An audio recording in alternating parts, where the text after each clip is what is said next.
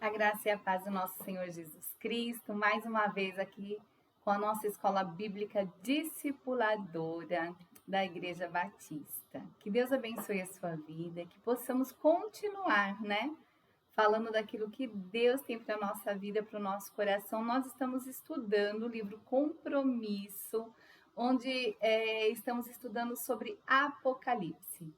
E nesse quarto capítulo, nós vamos falar sobre o restante das igrejas que receberam as suas cartas, E onde nós vamos estar aprendendo um pouquinho mais que Deus, ele falou às suas igrejas no passado e continua falando a cada um de nós. E nesse momento eu gostaria de orar com vocês, Para Deus nos capacitar, nos trazer o entendimento, dar-nos sabedoria, ok? Senhor Deus, Pai Todo-Poderoso, muito obrigada, Senhor. Te louvamos, te adoramos. Queremos, ó Pai amado, te pedir para que o Senhor nos dê capacidade, discernimento para ouvir a sua voz, que nesse momento, Senhor, possamos aprender um pouco mais da tua palavra e que possamos fazer desse estudo, Senhor, um aprendizado onde possamos, ó Deus querido, levar conosco, ó Deus amado, para que possamos obedecer a sua palavra. Te adoramos, te exaltamos, te amamos, ó Pai, e te agradecemos por esse tempo. Em nome do teu Filho amado, Jesus Cristo. Amém. Amém, queridos? É tão difícil quanto pessoalmente fazer esses estudos, queridos. Às vezes nós falamos assim que fazer com as pessoas presentes é mais fácil. Você erra, você conserta na hora, você resolve na hora. E infelizmente ainda nós estamos fazendo nossos estudos online, Mas que Deus possa estar nos capacitando, nos abençoando e aprendendo, Esse novo normal que estamos vivendo neste momento. Nós vamos falar agora, querido, sobre as cartas, Continuar falando, na verdade, sobre as cartas que o Senhor revelou para as igrejas. E nós entendemos que da mesma forma que Deus falou no passado, Deus continua falando aos nossos corações. Então, nós podemos entender e compreender que Deus, ele fala em tempo real com cada um de nós. E nós só precisamos ouvir a sua voz, pedir para Deus interpretar para nós, Para que o Espírito Santo de Deus interprete para nós, para que possamos entender a vontade de Deus para a nossa igreja, para a nossa vida, para a nossa realidade. Então, como nós já vimos, o livro de Apocalipse, ele começa com as cartas enviadas pelo Senhor às 7 igrejas da Ásia, como nós já falamos, da Ásia Menor, ok? Então, nós já sabemos que Deus, ele tem revelação para as suas igrejas. Nós vimos também que Deus, ele começa cada carta dizendo: eu conheço, eu sei do que a sua igreja está vivendo, como a sua igreja está vivendo, ou seja, não tem como nos esconder de Deus. Deus conhece a igreja de Cristo, então a cada carta que ele escrevia para as igrejas, ele começava falando: eu já conheço, eu sei da sua igreja. Então Jesus, ele tem um conhecimento completo do que nós estamos vivendo, do que nossa igreja está passando, independente da pandemia, independente de situações. Deus conhece a igreja de Cristo, Deus sabe o que nós estamos vivendo, como estamos caminhando, o que tem passado no nosso coração. Isso é louvável, Nós temos que louvar a Deus e agradecer a Deus, porque ele é o único que sonda o nosso coração, que conhece o nosso coração. Então, nós vamos agora, nesse momento, abordar e ver, o que Deus escreveu para as outras igrejas. Então, assim, podemos ter nossa caneta na mão, podemos ter nosso papel na mão e anotarmos aí as situações da qual cada igreja estava vivendo naquele momento, na sua situação. Então, assim, para esse segundo momento das cartas, nós vamos precisar ter como objetivo, conhecer o conteúdo de 3 das 7 cartas escritas às igrejas da Ásia, compreender a atualidade das cartas para igrejas e os cristãos de hoje. objetivos específicos, associar o conteúdo das cartas de Apocalipse à realidade da sua igreja, escrever conselhos práticos para a sua igreja, relacionar pelo menos um dos conselhos com a sua vida cristã hoje. Então é interessante nós aprendermos essas situações que o autor da revista Compromisso colocou aí para nós entendermos e sabermos até o final dessa lição. Apocalipse 3:8 diz assim: conheço tuas obras, tenho posto diante de ti uma porta aberta que ninguém pode fechar. Tens pouca força, mas guardaste a minha palavra e não negaste o meu nome. Então, nós podemos ver e entender aí as situações que as igrejas estavam vivendo no momento, naquela situação.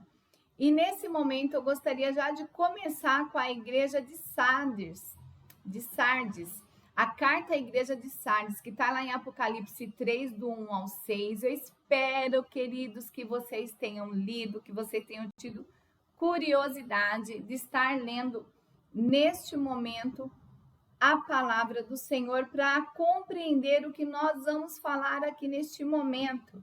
Então, assim, a igreja de Sardes recebeu uma carta também revelada por Deus. Então, o Senhor estava enviando já a revelação para a igreja. Então, assim, esta igreja não recebeu elogios, apenas repreensão. Embora o texto mostre que alguns crentes que mantiveram fiéis, Sardes foi a capital da Lídia no século 7 a.C. Viveu seu tempo áureo nos dias do rei Creso. Era uma das cidades magníficas do seu tempo, situada no alto da colina, rodeada com fortes muros. Sentia-se imbatível, uma igreja que se sentia imbatível. Seus soldados e habitantes pensavam que jamais cairiam nas mãos do inimigo. Eram orgulhosos, arrogantes e autoconfiantes. A igreja de Sardes era vista como de boa reputação. Parecia viva porque era atuante e bem-sucedida. Mas logo é mostrada a declaração de que os crentes viviam de aparência. Vocês já ouviram falar de igreja que vive de aparência? Vocês já ouviram falar em algum lugar de igrejas que vivem de aparência? Pessoas, né? Igreja somos nós, queridos. Então, nós podemos dizer que você já viu alguma pessoa vivendo de aparência? Já, né? Isso é muito difícil, isso é muito complicado, porque a pessoa que vive de aparência, com certeza, ela não se mostra como que ela é. Uma pessoa que, às vezes eu demoro um pouquinho, queridos, porque eu tô clicando aqui, tô olhando ali, tô falando com vocês, então me perdoem, mas toda a palavra vai ser revelada, vai ser falada aqui em nome de Jesus, ok? Então, assim, uma igreja que vive de aparência, então, ou seja, é uma igreja que não vive uma vida de obediência, né? Infelizmente, nós temos visto muito disso. Nós temos visto pessoas que vivem de aparência, mas a obediência em Cristo, né? Como eu ouço falar, com a sua boca diz Senhor, Senhor, e com a sua mesma boca diz palavras torpes, palavras que não são do Senhor. Com a sua mão toca, né, instrumentos musicais, louvam ao Senhor, mas com as suas próprias mãos toca em coisas que não são agradáveis, não são legais ao Senhor. Então, nós vimos aqui que a igreja de Sardes era uma igreja assim, as pessoas que viviam ali naquela igreja eram arrogantes, eram pessoas que eram prepotentes. E quem gosta, né, de estar num lugar como esse? É bem difícil, é bem complicado. Em Sardes, muitos se afastaram da vida de santidade, embora houvesse algumas pessoas que permaneciam fiéis a Cristo, ou seja, no meio do trigo sempre há o joio. E, lógico, sempre tem aquelas pessoas que realmente adoram ao Senhor, que amam ao Senhor. Crentes verdadeiros não se contaminam com o mundo. Suas obras expressam sua integridade diante de Deus. suas vestes não estão manchadas de pecado, não estão com impureza. Então, pessoas que estão diante do Senhor, o mundo não traz tanto prazer. Ou melhor, não traz prazer nenhum, né? Porque nós sabemos que o prazer que o mundo nos dá são prazeres momentâneos, prazeres onde nós podemos até saciar o nosso coração, o nosso desejo naquele momento, mas depois logo passa e nós ficamos tristes novamente, ficamos vazios novamente. E aí quando eu falo assim que a palavra de Deus é que nos preenche, a palavra de Deus é que nos dá alegria, fazer a vontade do nosso Pai, né? Nos traz alegria. Jesus se apresenta à igreja de Sardes como aquele que tem os 7 Espíritos de Deus e aquele que tem os 7 estrelas, ou seja, Jesus declara sua autoridade divina sobre a igreja e sobre os seus líderes. Então, é bom observar que 7 no Apocalipse tem sentido de perfeição. Jesus revela que ele é o agente do reavivamento. Ele pode trazer reavivamento para a igreja por 2 razões.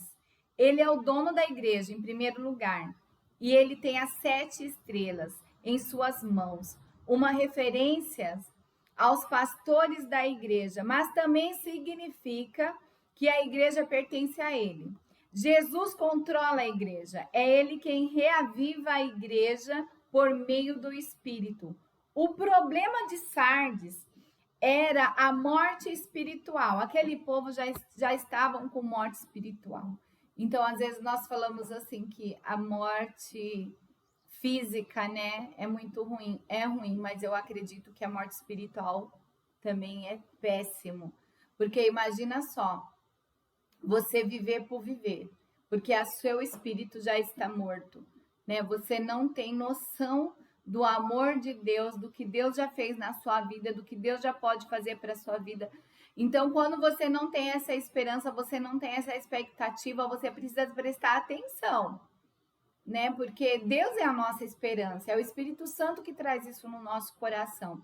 Se isso tem fugido do nosso cotidiano, da nossa vida, da nossa realidade, do nosso coração, igreja, nós precisamos buscar no Senhor para que isso venha a ser reavivado novamente. A palavra de Deus aqui está dizendo que é o Senhor quem reaviva a nossa igreja, é o Espírito Santo de Deus. Mas isso só pode acontecer se eu desejar, se eu quiser. Sabe aquela situação quando nós ouvimos falar sobre que uma brasa, ela é mais difícil para pegar fogo. E quando nós colocamos várias brasas juntas, é mais fácil do fogo pegar, é mais fácil nós chegarmos no foco do fogo. Então, quando eu falo assim que nós como igreja precisamos estar juntos no mesmo espírito, na mesma palavra, no mesmo desejo, na mesma vontade, para que o Espírito Santo de Deus venha reavivar nosso coração, a nossa vida, a nossa igreja, né? E se eu estou com a minha chama no Senhor, buscando ao Senhor, pedindo ao Senhor, colocando minha vida no altar do Senhor, eu preciso estar com pessoas ao mesmo tempo que tenha esse desejo, essa vontade, e ao mesmo tempo tocar nas pessoas que estão com essa dificuldade de reavivar o seu coração, sua expectativa, seu futuro no Senhor. A maioria dos crentes de Sardes tinha contaminado suas vestiduras, isto é, tornaram-se impuros pelo pecado.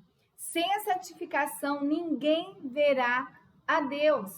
Não adianta nós queremos dizer, Deus, eu sei que eu estou salva, eu sei que eu vou ver ao Senhor, mas a palavra de Deus está falando aqui, sem santidade, ninguém verá a Deus. Então, é um processo da nossa vida para vermos o Senhor, para estarmos com o Senhor. A igreja, ela precisa se submeter a Cristo. Nós, igreja, precisamos nos submeter à vontade de Deus, ao desejo de Deus. Nós precisamos estar conectados no Senhor.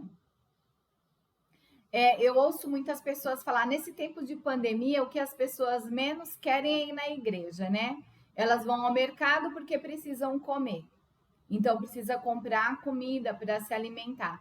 Elas vão ao seu trabalho porque não querem ser mandadas embora. Então elas vão trabalhar. Então elas se submetem. As mães estão mandando seus filhos já para a escola. Se submetem, né, às condições do que o mundo está mostrando que precisa.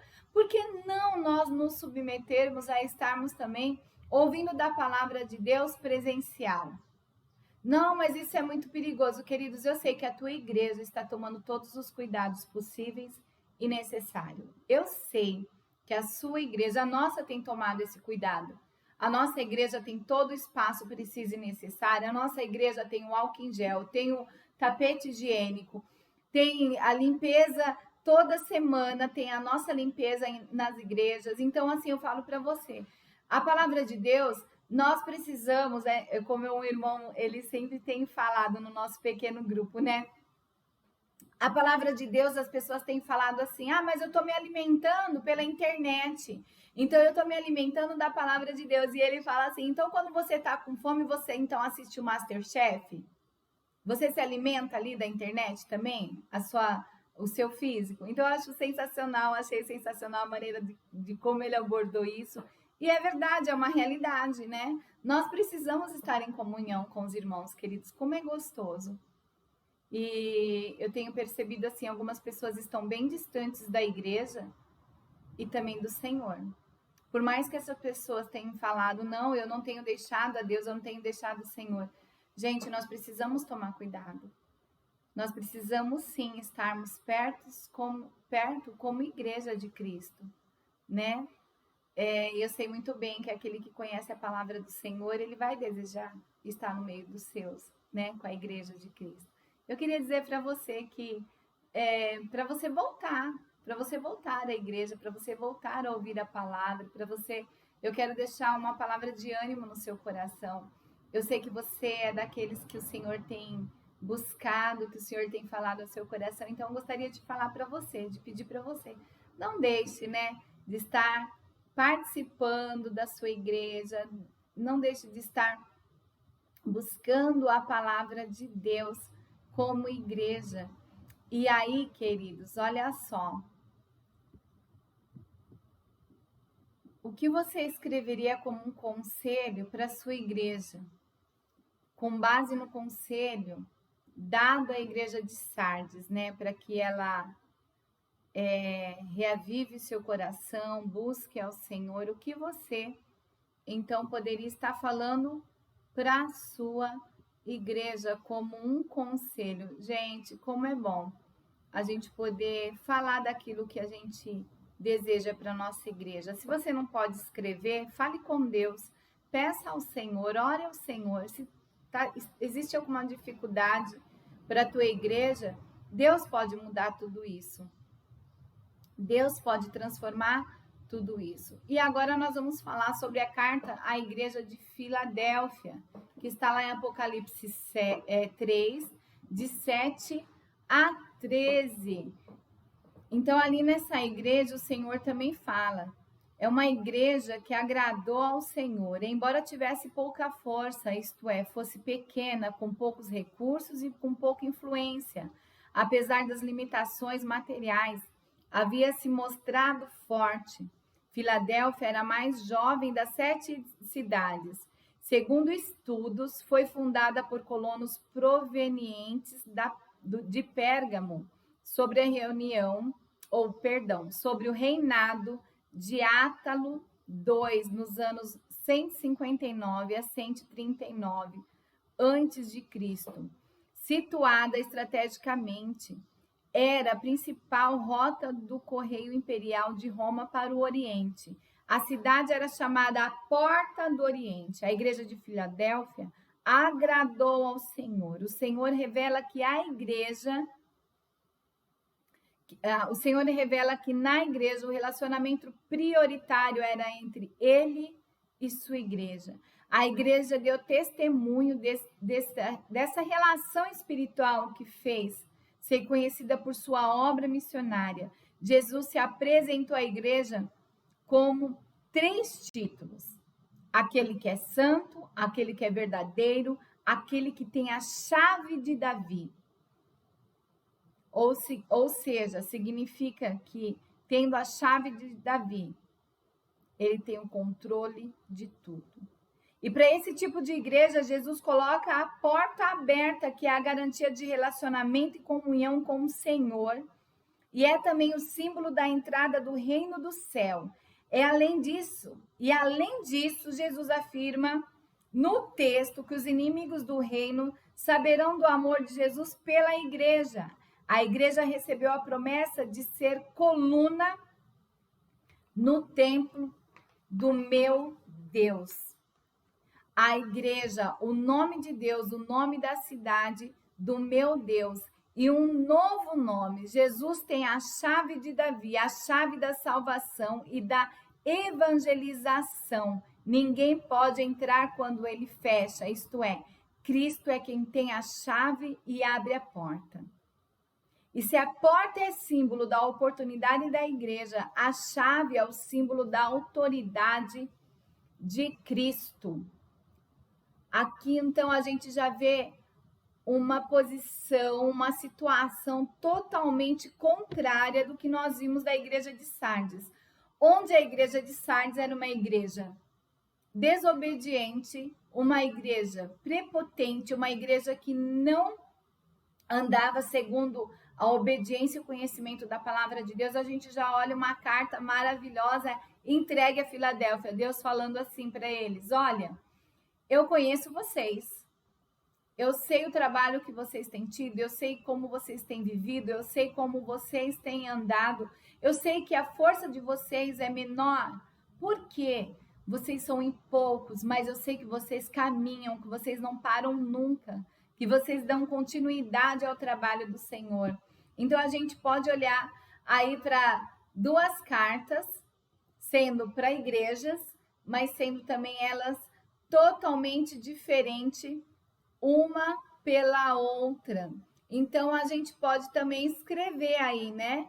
Escrever um conselho para a igreja que nós estamos vivendo hoje. Que conselho você daria para a sua igreja segundo a carta que o Senhor tem colocado diante da igreja de Filadélfia?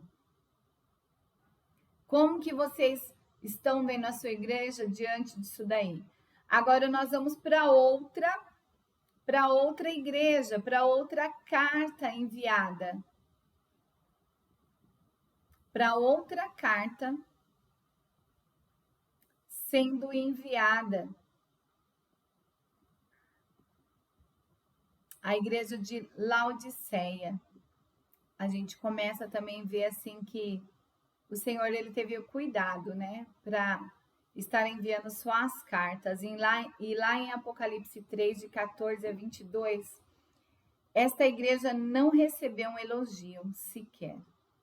Era uma igreja rica, participava da riqueza e da prosperidade da cidade, mas espiritualmente ela era pobre. A cidade de Laodiceia foi fundada em 250 a.C. por Antíoco da Síria. Ficava no meio das grandes rotas comerciais. Era cidade de banqueiros e de tradições comerciais. Jesus identificado junto à igreja como a testemunha fiel e verdadeira, o princípio da criação de Deus. Então ali existia uma severa acusação à igreja de Laodiceia, uma igreja morna e arrogante, por isso ela era cega. Ali tiveram advertências para que a igreja se arrependesse e buscasse riqueza espiritual. O diagnóstico de Cristo faz da igreja Laodiceia a igreja que perdeu os seus valores, igreja que perdeu a sua visão, igreja que perdeu sua investidura espiritual, uma igreja irrelevante. Em Apocalipse 3, de 15 a 16, diz assim: eu conheço tuas obras, sei que não é frio e nem quente, antes fosse frio ou quente. Assim, porque tu és morno, e não é quente nem frio, estou a ponto de vomitar-te da minha boca. Olha que sério, queridos. Olha a seriedade como Jesus manda um aviso, uma carta para essa igreja. Ei, quem são vocês? O que vocês têm feito em meu nome? Como vocês têm andado? Como vocês têm caminhado? Uma igreja fria, uma igreja irrelevante, uma igreja que não falava da palavra de Deus, não falava do amor de Deus, eu creio que não vivia esse amor. Então é por isso que o Senhor está falando para aquela igreja. São advertências. Ali ainda não era o fim. Foram cartas de revelação a cada igreja, falando: ei, igreja, acorda, ei, igreja, eu te conheço, ei, igreja, eu sei o que você está fazendo, ei, igreja, muda a sua situação. O Senhor ali está revelando e dando advertência a cada uma dessas igrejas, queridos. E isso nós podemos utilizar para a nossa igreja, para a nossa vida hoje.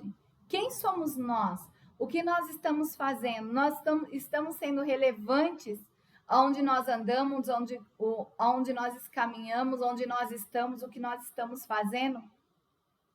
Nós estamos aproximando pessoas de Cristo ou estamos fazendo com que as pessoas realmente pensem que andar com o Senhor não tem nada a ver? Aquela palavrinha, né? Aquela frase que nós temos no nosso meio, né, do cristianismo, dos evangélicos, nós temos ouvido isso, não tem nada a ver.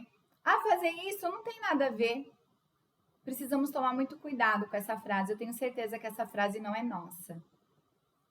Eu tenho certeza que essa frase não veio do reino de Deus. Então, nós precisamos tomar cuidado com isso. Não tem nada a ver. Não tem nada a ver o quê? Quando nós já pronunciamos essa palavra, porque tem tudo a ver. Alguma coisa tem a ver aí com a nossa falta de conduta, a nossa falta de obediência, de viver segundo a palavra de Deus. Nós esquecemos muito rápido daquilo que Deus faz para nós, daquilo que Deus fez para nós. E aí o autor, né, deixou aqui, vou colocar aqui já o próximo, para que você possa também escrever. Não sei se você está tendo essa prática aí de estar escrevendo um conselho para a sua igreja, referente ao que Laodiceia recebeu, né, do Senhor como revelação, mas que você também possa fazer uma anotação aí no seu caderno, na sua agenda, para que você possa saber e entender depois o que você estudou e de que maneira você pode estar abençoando e sendo abençoado na sua igreja. E aí, queridos, as lições aplicadas à igreja de hoje é o seguinte, o que o autor diz. Na prática, as cartas às igrejas de Sardes, Filadélfia e Laodiceia têm as seguintes lições. Sem vida com Deus na terra, não haverá vida com Deus no céu. Sem santidade na terra, não há glória no céu. Jesus controla a igreja. Ele é quem reaviva a igreja por meio do Espírito. A igreja precisa guardar o que tem. Sua perseverança, sua fé, precisa proclamar o que já possui, a mensagem do Evangelho. Promessas. Jesus garante que o vencedor será a coluna do templo de Deus. Colunas firmes e sólidas.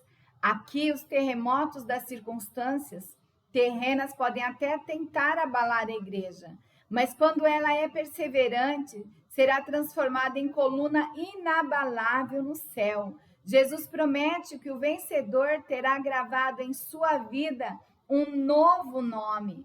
O exemplo de Laodiceia, fica claro que o texto fala a uma igreja que é uma igreja em que Cristo, o Senhor da igreja, está do lado de fora. A igreja não tem comunhão com ele. Cristo faz um apelo pessoal com essa igreja. Ele está à frente à porta da igreja. Ele bate, ele deseja entrar. É uma visita do amado da igreja. Jesus espera que a igreja abra a porta para que ele entre e faça morada. O convite é para um relacionamento pessoal com Cristo. É um convite para cear com a Igreja de Cristo.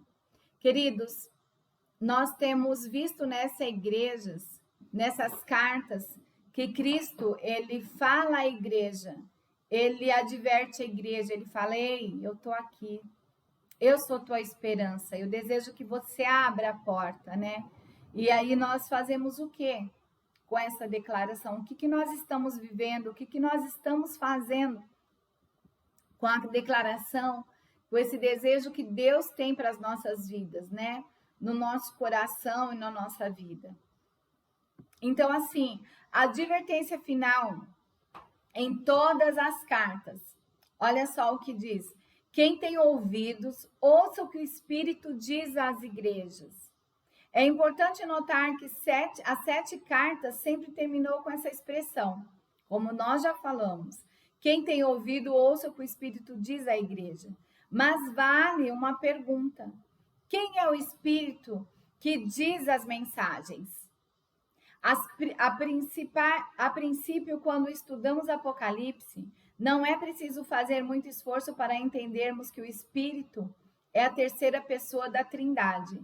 Mas quando aceitamos a ideia de que há um só Deus, um só Senhor, a coisa muda de sentido. E a Escritura, com o mínimo de exegese e hermenêutica, mostra-nos o seguinte: as 7 igrejas recebem mensagens específicas, identificando o próprio Jesus.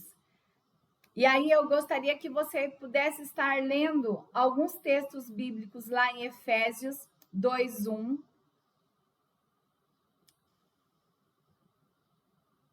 Cadê? Ler os textos, né? Aqui o Apocalipse, querido, que fala lá, Apocalipse 2:1, 2:8, 2:12, 2:18, 3:1, 3:7 e 3:14. E aí você vai poder observar 7 vezes que aparece o verbo dizer. Em cada início das cartas, referindo-se a Jesus Cristo. Está claro que Jesus aparece dizendo a mensagem de aprovação e reprovação para cada igreja. A expressão quem tem ouvido, ouça o que o Espírito diz à igreja pode ser uma referência ao Cordeiro, Jesus, o Salvador. Então, nós temos isso no nosso coração. Jesus Cristo é quem falou às igrejas. Nós precisamos entender que líderes e igrejas na atualidade precisam resgatar a capacidade de ouvir o que o Espírito continua dizendo à igreja. Então, olha só o nosso recadinho da revista Compromisso. O que eu posso fazer hoje para colocar em prática minha mudança de atitude em relação ao conteúdo que foi estudado? Igrejas e crentes precisam ser capazes de fazer um diagnóstico do seu estado espiritual. Se estiver correndo o risco de ser encontrada enferma a ponto de morrer espiritualmente, precisará diligentemente corrigir-se com Deus.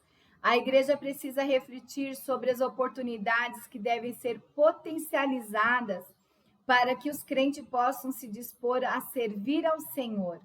O que o Senhor da igreja espera é que suas agências atuem vigorosamente em prol do seu testemunho e não ser achada igreja de crente mornos. Hoje, diante de um tempo de ativismo, a igreja precisa encontrar tempo e prontidão para dar ouvido ao Espírito Santo, ao que o Espírito Santo revela na palavra sobre a vontade de Deus para a sua existência e serviço. Precisamos, então, colocar diante do Senhor a nossa vida. É isso que o Senhor está falando. Esse resumo, essa conclusão diz, para que eu e você possamos voltar ao primeiro amor, ao princípio de tudo, para buscar a revelação do Senhor para as nossas vidas, para o Espírito Santo falar ao nosso coração e podermos ouvirmos o que o Espírito Santo de Deus diz para cada um de nós. Queridos, terminamos nosso estudo de hoje. Eu espero que Deus tenha falado ao seu coração. Mais uma vez, me perdoe, porque A cada momento que eu venho falar, a cada momento que eu venho me colocar diante, né, das câmeras para falar daquilo que Deus deseja para cada um de nós, eu quero dizer para ele, não, para vocês que não é fácil. Mas Deus nos dá essa capacidade e nos abençoa. E eu gostaria que você tivesse, então, uma semana abençoada, debaixo das mãos e da graça do Senhor. Amém? Que Deus abençoe a sua vida. E até o nosso próximo estudo, em nome de Jesus. Amém?